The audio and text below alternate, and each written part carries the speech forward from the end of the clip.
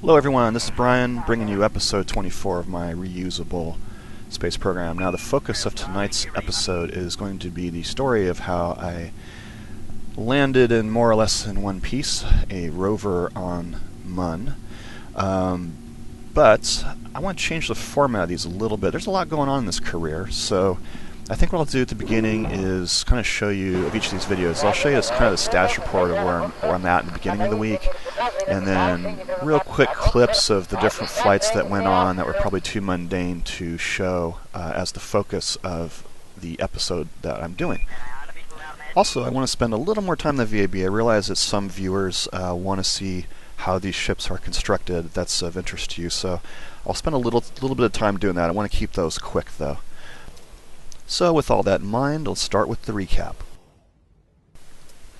So if you remember where we left off last week, it was with the orbital transfer vehicle here being basically completely out of fuel, stranded in a nice stable orbit around Kerbal.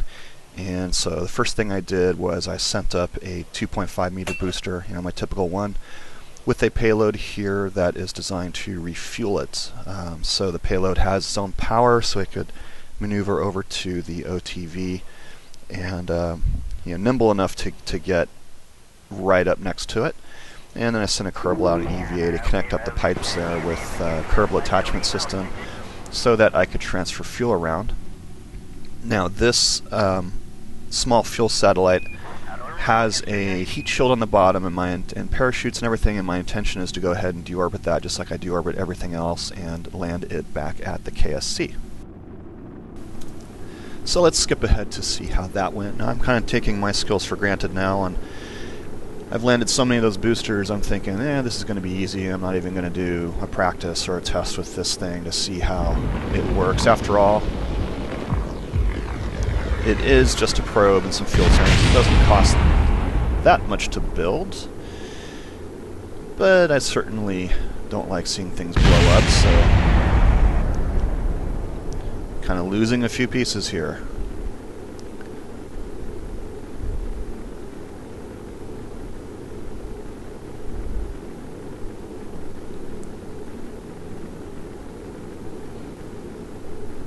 And right about now I'm realizing that this is not slowing down as much as I thought it would. So I fire up the engine because I still have some fuel left aboard. Remember, I got to get below supersonic speeds so that I can deploy my parachutes. Deploying them now would mean just having them rip off the craft.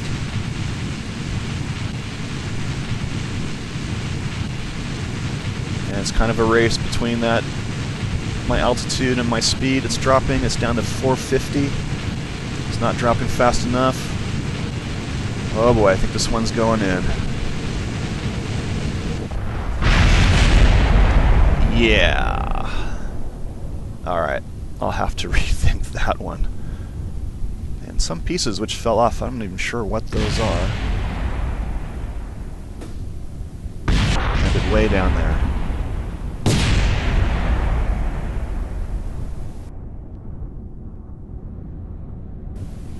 Now the booster that put that payload into orbit came down almost perfectly.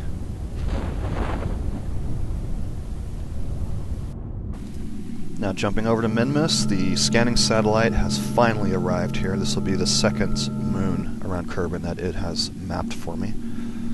So it's got to deploy all the sensors here, turn them all on, and after some futzing around I got it into the proper orbit, which is quite a bit higher than the orbit you see here. I think I ended up with a 250 kilometer orbit.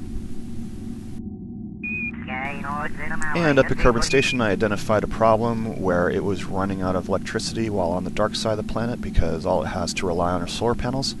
So you can see on the left there's a new module which is a nuclear reactor to keep this thing powered up. It was delivered, of course, by one of my 2.5 meters boosters, and the booster returned with the empty fuel tanks flown up to the station on a previous flight.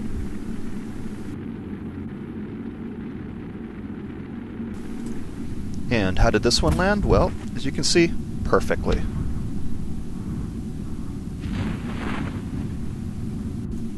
Now, as my funds were dropping below a million, I went ahead and launched another satellite, which will be...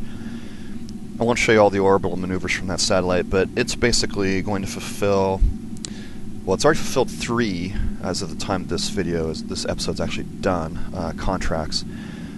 But as I only had one satellite to launch, and the 250 booster is kind of overkill for that, I tried to design a very small 1.25 meter booster, and it was not quite powerful enough to put that satellite into orbit. Maybe I'll use that for a mini satellite at some point. So to boost its power, I put a quadcoupler on the bottom and some extra fuel tanks and such. And so now I have a booster that will handle 1 to 6 ton payloads, which is kind of below the threshold of the 2.5 meter booster.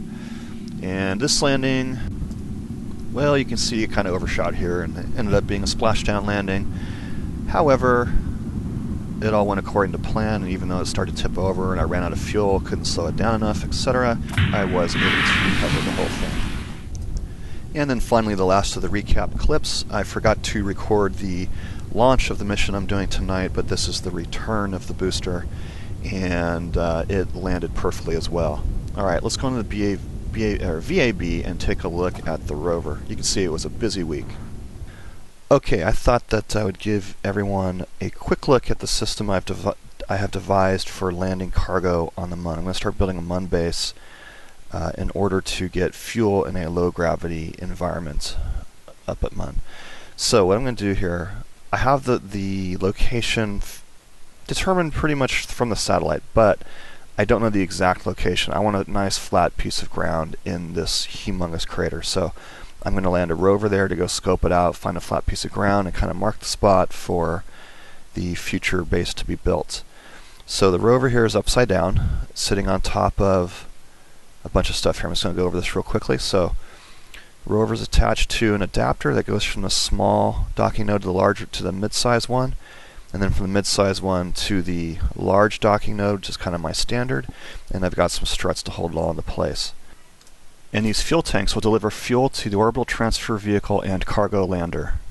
Now, here's how that's going to get to the Mun. First of all, of course, this is all going to get put into orbit on top of a...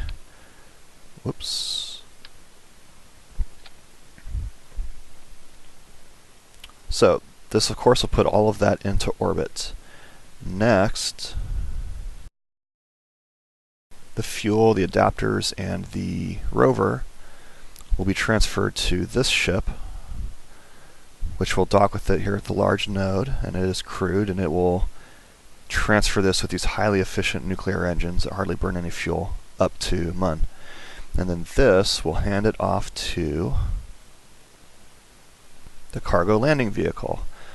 So the cargo landing vehicle is going to dock with the adapter as well, and the rover will hang down right here below it.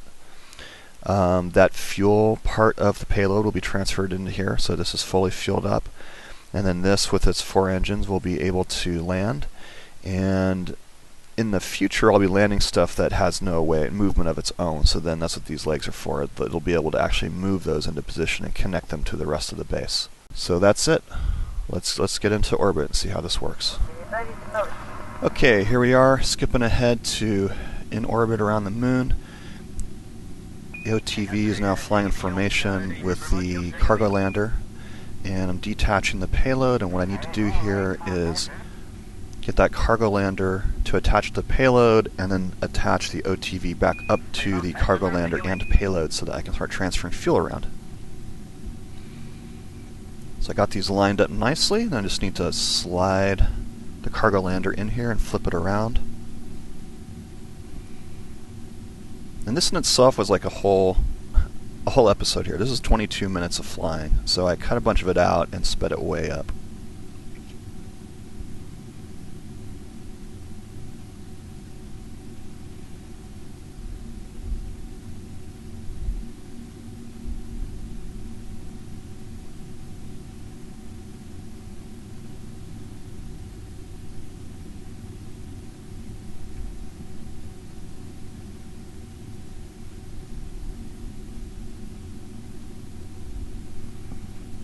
So just like I do this a lot now, this is getting pretty routine. I'm just getting my nav ball there with that oh gosh, what's it called? Navball waypoint mod or something.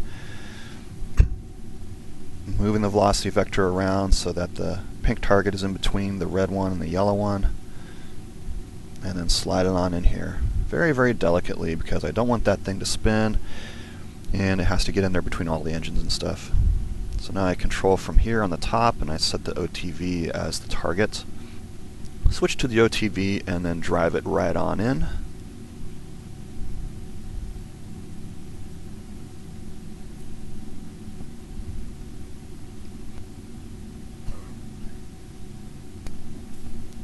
I got that lined up well enough that I decided to switch to an internal view just to see what it looked like for docking.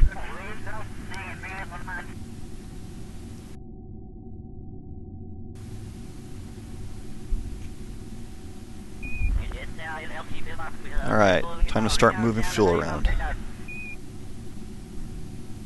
Okay, next we'll jump into how I set my waypoint for that crater, and then from there to the actual landing. Okay, so how I got my waypoint, I indeed did lose that video, so I'm doing this after the mission was actually flown. But what I did was I pulled up my map of Mun, and I set the resources here to carbonite, right there, and I set the map type to biome. And now the darker areas, you can see the carbonite numeric readout down here. The darker areas are where the highest concentrations are. But it turns out, even though this isn't dark, there's actually some decent concentrations right around here, and that's what I was looking for. So I just kind of hovered my mouse around until I found one that I thought was good. And let's see, there's like a 5.9 something in here somewhere. Anyway, so then I took, you can see there it says latitude -89.10, longitude 15.6. Took those numbers and punched them into here, so I waypoints, a waypoint plus button up here, and then punch those numbers in right here. I set an altitude of where I thought ground level might be, it's around 6,000, and then saved it, and that's how I got my waypoint.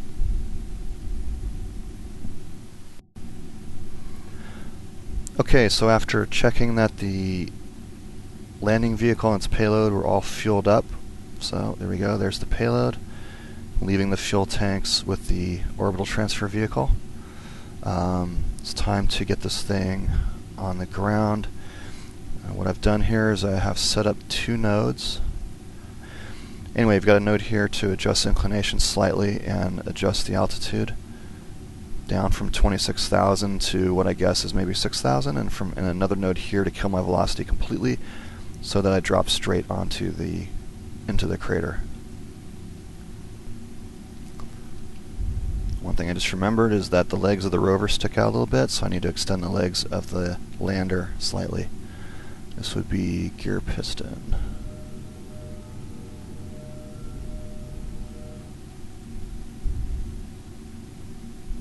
There, that should do it.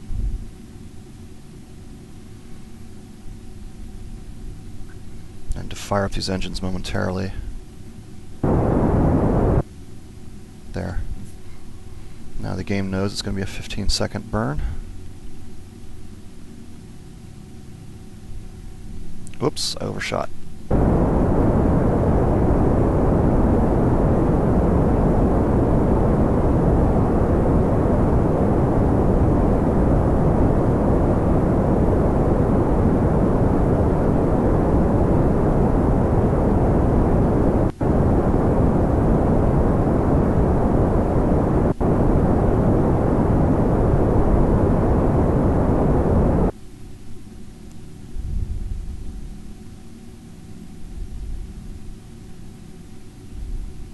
Okay, looks like a good burn. I'm just going to finish it out here.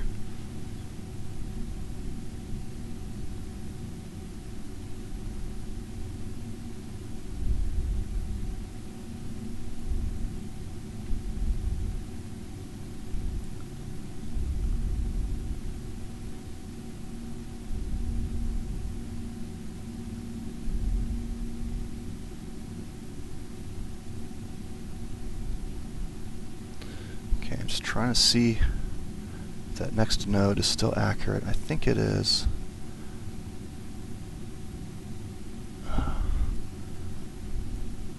ground down here looks very inhospitable to landings. Okay, so this burns 50 seconds. I gotta start at 25 seconds. So I can get an idea. Yep, there's the crater.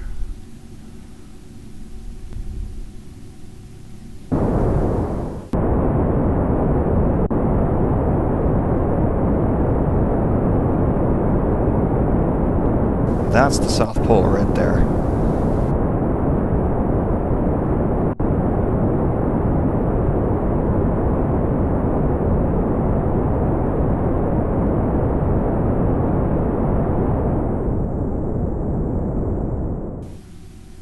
Okay. Appears to be a good burn. I'm much higher than I thought I'd be, but that's okay. True altitude 6,700, so that's about right. I built this thing that if I land and tip over and everything, shouldn't hurt it too much, and I can flip it back upright. Okay, I'm watching my suicide burn countdown here.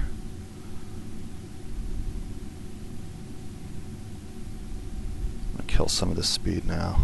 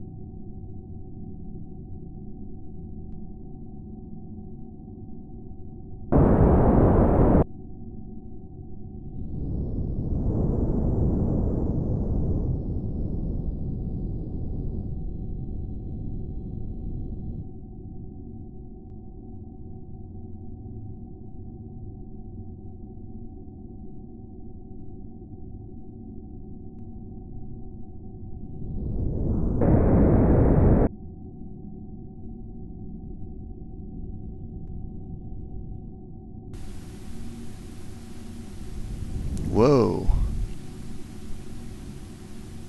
Okay, we're going to do some tumbling here. It's like came down on the side of a mountain or something.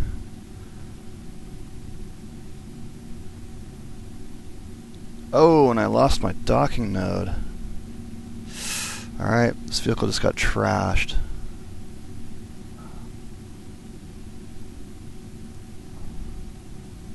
I did not expect that to come off, but okay.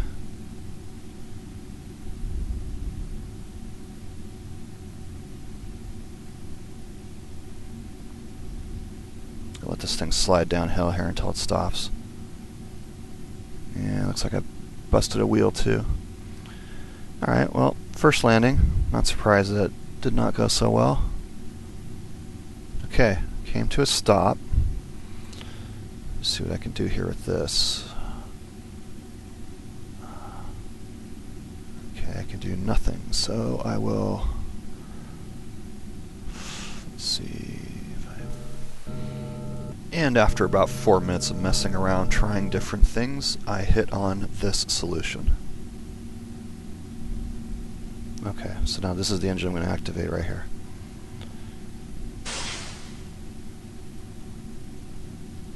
Let's make sure everything else is off. Alright, here we go.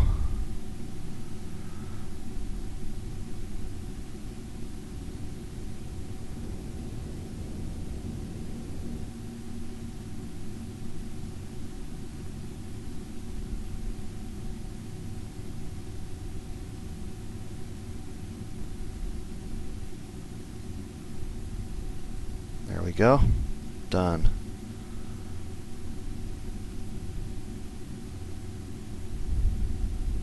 Okay. And then I took about a minute to reset all the engines, robotics, etc. Checked that the rover was all ready to go as far as electricity, had full batteries, and then was ready for deployment.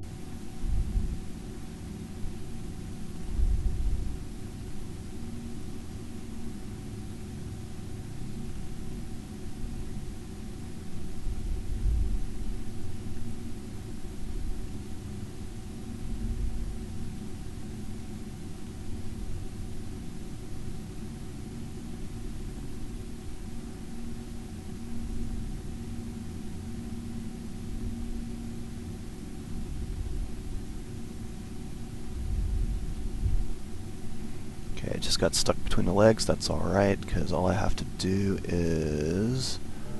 Oops, go the other way here.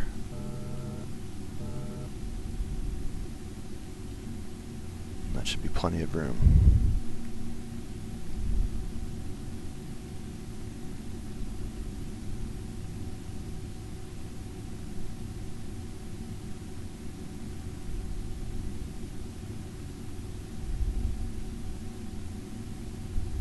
It's free. Free to roam my new home.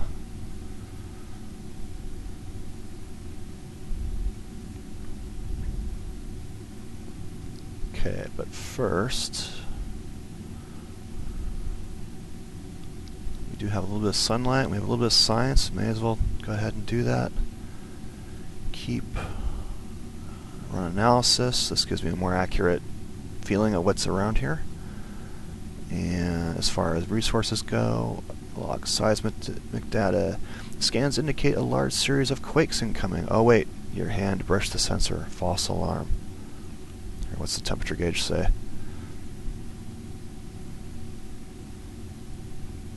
Thermometer can't seem to make up its mind whether it is hot or cold here. Nice. Okay, now I'm going to send those experiments home, which takes a lot of electricity, so we got a little bit of sun, may as well do it. I don't expect to have a lot of sun here. Where's my antenna? There it is. Transmit data.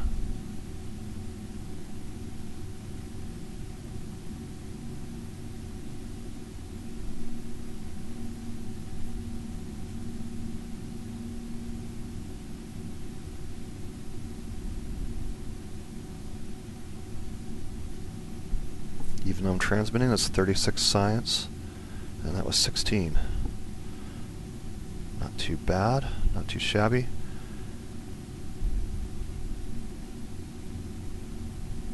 Play it safe, keep these retracted. These solar panels are so fragile.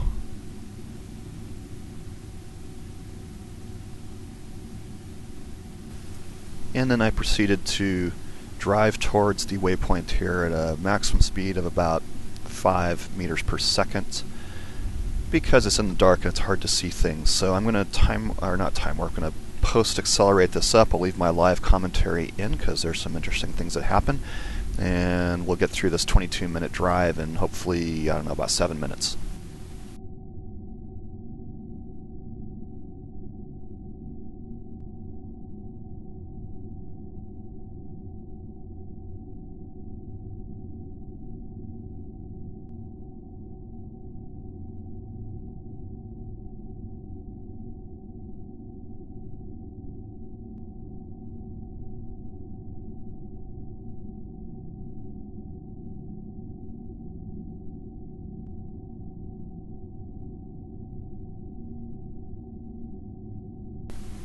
Uh-oh.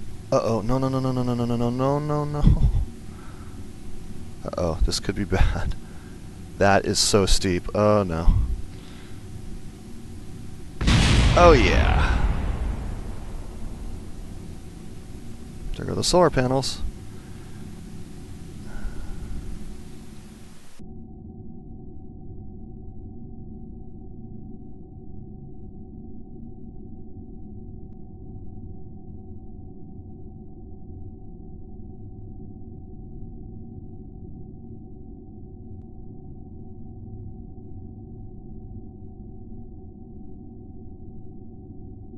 Okay, what did I lose?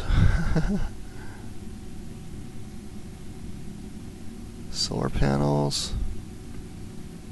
Batteries are still there, signs are still there.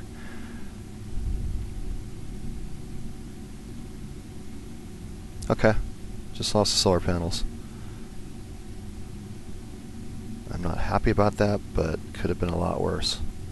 Yeah, roving around a landscape like this in the dark, not a good thing. And it's in low gravity too. Here comes another dip in the landscape. I'm not doing that again. Okay, what's the best way down? The other thing is that this thing has to make it to sunlight. If it ends up in perpetual darkness with just solar panels for charging, it's not going to live very long out here. So I really need to find that flat spot.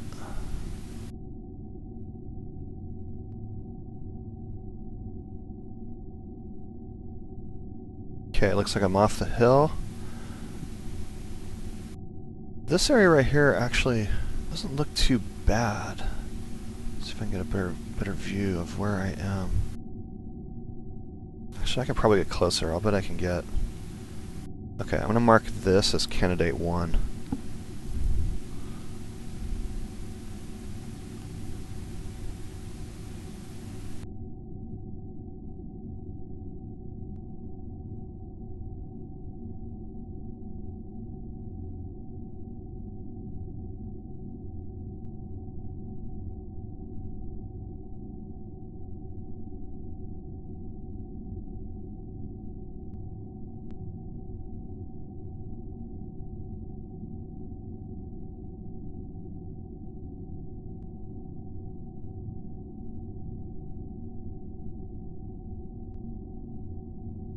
Uh-oh.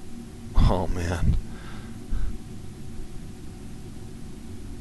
Better not brake on this one. Oh, too late.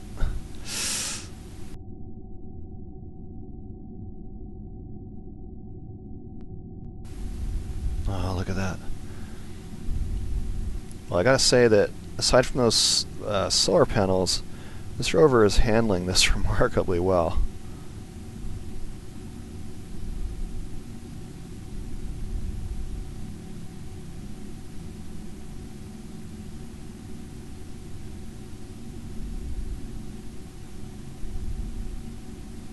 This is a flat spot. Yeah, there's another... entering another good flat spot here.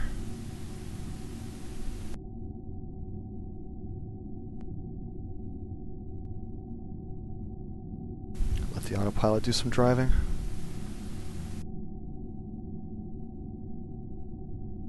Why does this thing feel so sluggish? That might help. Only had 2 of the wheels working. Here we go, there's a good flat spot right here.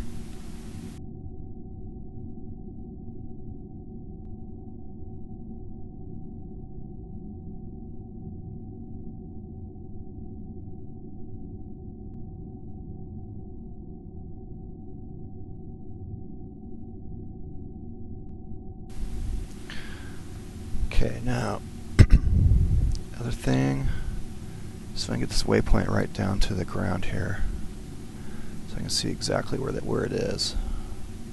It's probably just this entire hillside that's rich in the fuel that I'm looking for. Okay, I'm going to see if I can drive over to that. So the MechJib Rover Autopilot has a heading control and a speed control. I guess the speed control is pretty good at keeping it under control as you go down hills, which is what I used right there. Okay, 350 meters to this deposit.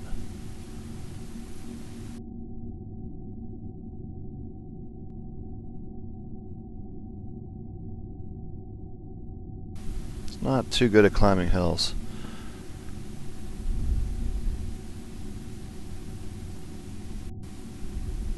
It's pretty steep up here. I think what I'm going to have to do is build the base kind of down there a ways and run a pipe and the drill all the way up here. Okay, I've switched back to the lander, and I'm going to take off and rendezvous back up with the OTV. So I set the OTV as a target, and here we go.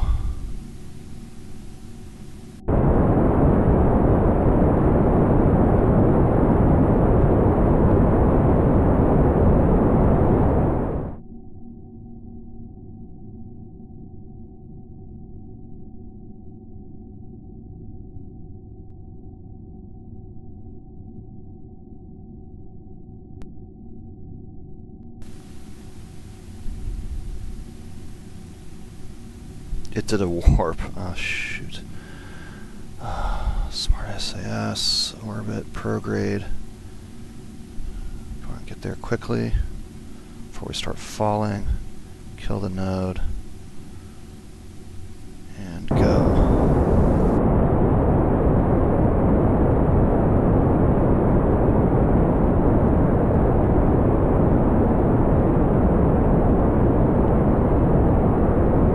Trying to adjust the inclination so it follows the target.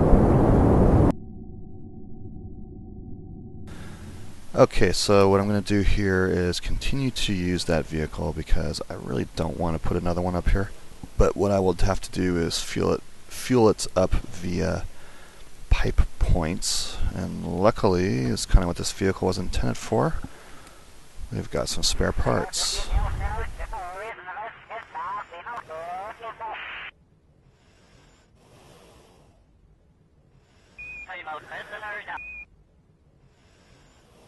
Alright, let's hook it up.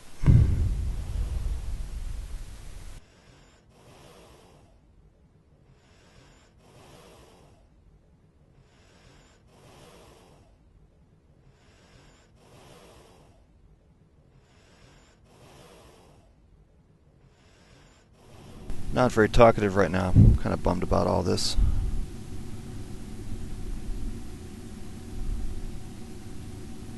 Okay, of course it needs enough fuel to get home. So, let's see. I can't remember how much this tank I determined that was. I think it has enough right now. Okay, I'll leave it at that. Okay, I think that's the best I can do. It's time to unhook and send these guys home.